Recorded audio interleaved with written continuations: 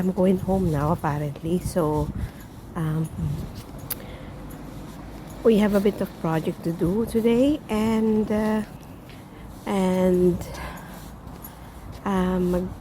mag DIY tayo, I think. And then paint, and we'll remove the decoration outside kasi andun pa yung decoration ng Christmas noong December. So anyway, I'll catch you later. A few moments later. I'm at home now. Well, nearly. May aberya kanina. Nasa bus stop ako. And then, apparently this old gentleman asked me a favor to call her granddaughter. Kasi apparently, the security from the hospital, I think, was chucked him away outside daw sa bus stop. And he's just 80 years old, I think. But anyway, I'm at home now. I helped him. I asked the officers from the hospital to help him. So, ayun, dito na ako sa bahay. So, yeah. Oh my God. What a day. Ayun. So, basically, he just wants to have a warm place to stay for a while. Kasi, ewan ko kung tapos na siyang magpa-check up or something, but anyway, I hope he's gonna be okay. Nakasakay ko sa bus. Pauwi na rin daw siya, pero nakipagchikahan sa mga kapwa niyang mga matatanda. So, I think he's having a chat with his friends. He knows in the bus. So, usually kasi yung mga tao dito,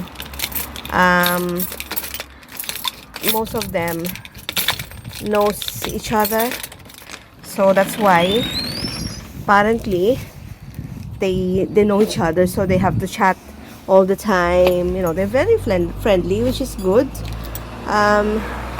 So actually, sasabihin ko sana tatanggalin ko yung Christmas decor. It sounds that my husband took already all of them. Aww. So good for him. Thank you very much. He's at work now. So, itong weather ngayon, ang pangit ng weather ngayon. See, it's rainy and maki. Hopefully this year, we'll go through that one. Kung okay ang ating katawan. So, but see, how's the... Oh, apparently there's one more there. I have to remove that. So, see how... the weather is not good, so it's cold and wet. Talagang wet talaga. I'm supposed to be, I'm going to town today and buy some things, but tinatamad ako sa ganitong panahon. So I shall see you later.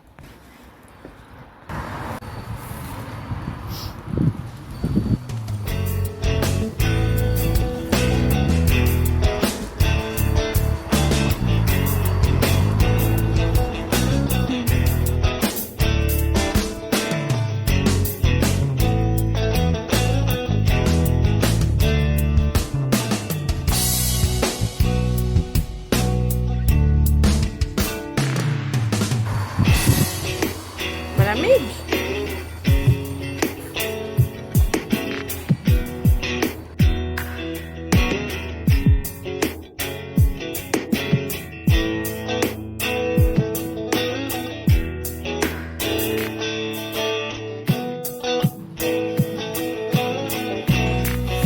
Mahirap talaga pagka wala kang katulong.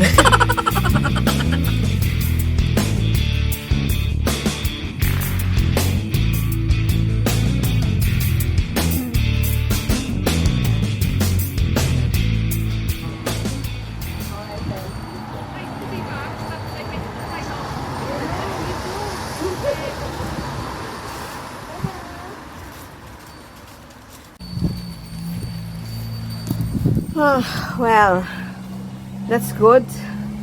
Tapos na. We had a chat with one of my neighbor, cat. So, yeah. I shall see you. Magbibihis muna ako. Chin Chin! Hi, my lovely!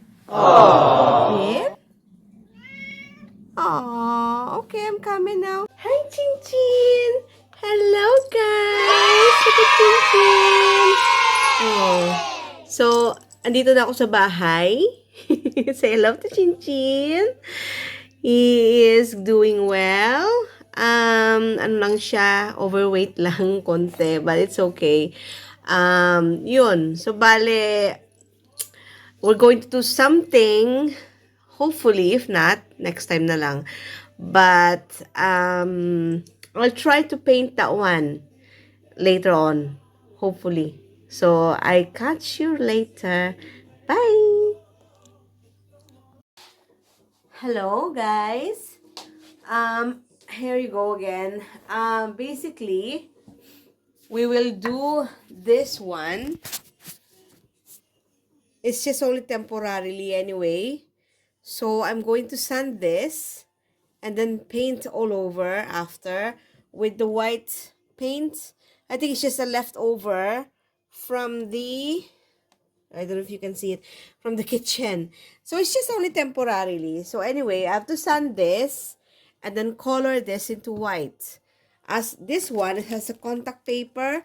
And I put this like 1.5 years ago. So, basically, I have to change it anyway. So, and it's just only temporarily. See, it's easily peeled off. So, I don't know what's happened. But anyway, I think I put a heavy garland last Christmas. And unfortunately, I didn't notice na bumagsak siya ng konti. So, I nailed it a bit just to preserve for a few weeks or a few days before I removed it yesterday. So, anyway, we'll crack on now.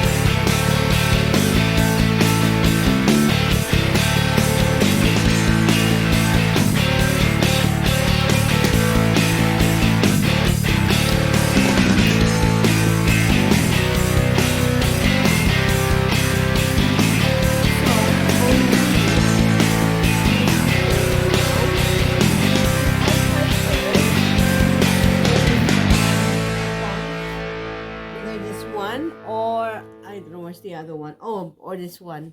So we'll try rather than using the brush. So we'll have a look. If it works fine, then it's lovely. If not, then we can just try the others. Try and error.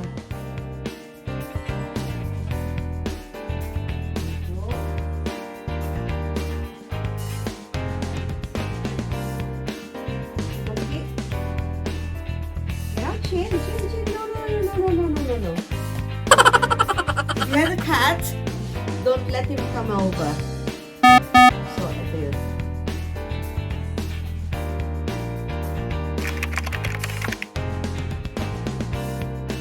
Coat on, a third coat on, using the sponge. Or if not, I'm going to find one, a brush.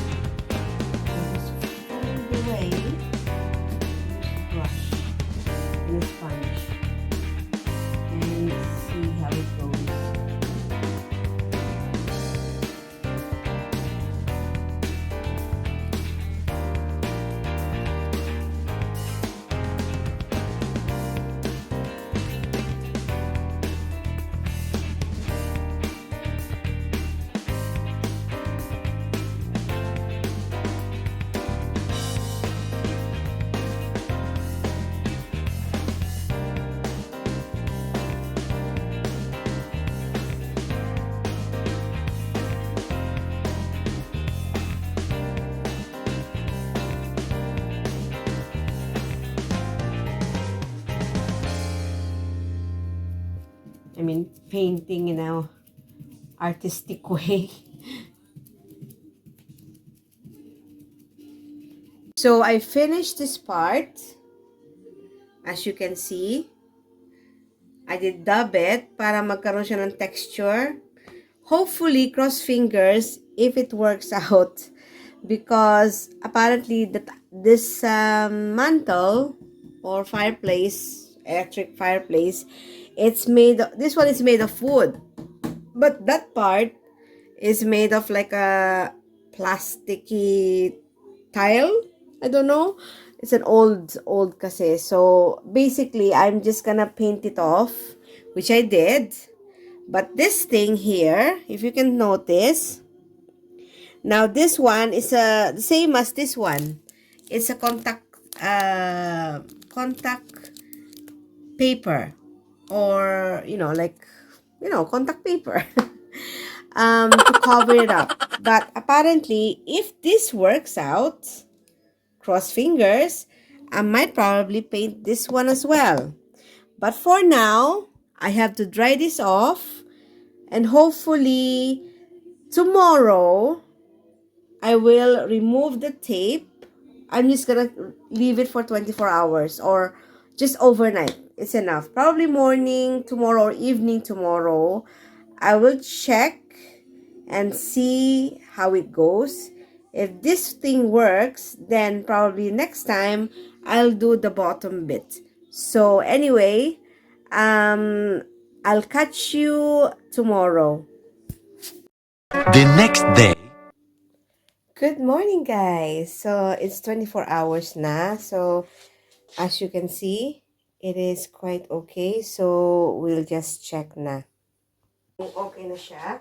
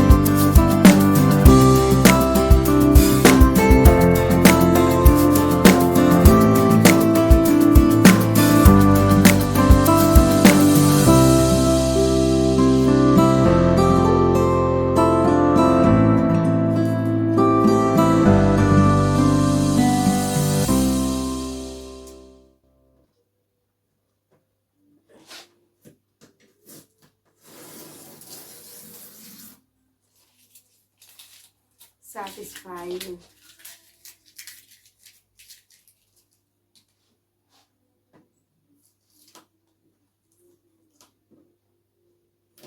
The tape, and then I need to retouch that part only. So ayun. So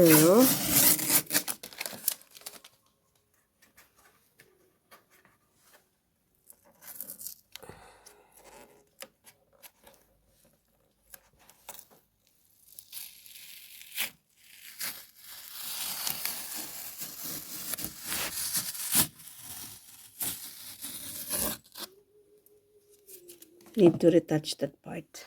That's all. I don't need this one now. So far, it's good. So there you have it, guys. Our mantle. So, ito muna ang gagawin natin. And then next time, I will be this one. Because we had a little critter here who is very, very, very curious about things. So anyway, if you like this channel and this video, please like, subscribe, and click the notification bell for all the videos updates regarding home decors, regarding homes, regarding us, families, friends, matutidfel, traveling, events, and everything under the sun na kwentuhan natin. So, and a bit of DIY and crafts, and yun. So hopefully to see you again soon. So have a nice week. Bye bye. God bless.